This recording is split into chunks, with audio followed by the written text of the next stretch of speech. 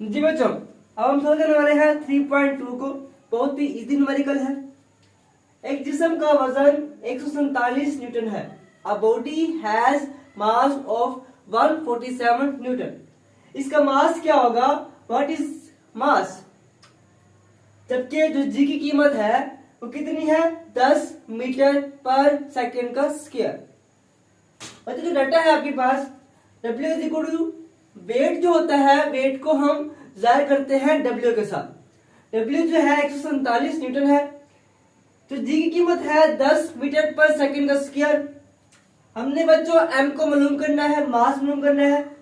यहाँ पे फॉर्मूला इस्तेमाल करेंगे W is equal to mg।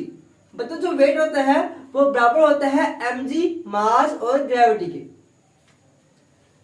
तो बच्चों W is equal to mg, m क्या आएगा? W over g।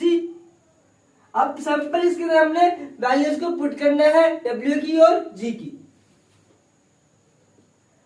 147 Newton over 10 metre. अब तो मैंने लास्ट में बताया था, एक न्यूटन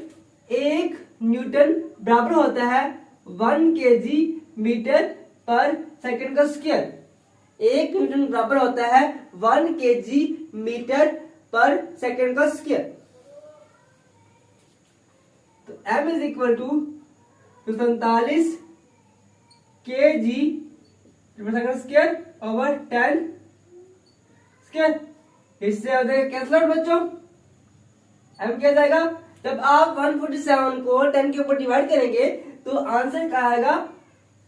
14.7 kg। और ये हमने बच्चों मालूम करना था।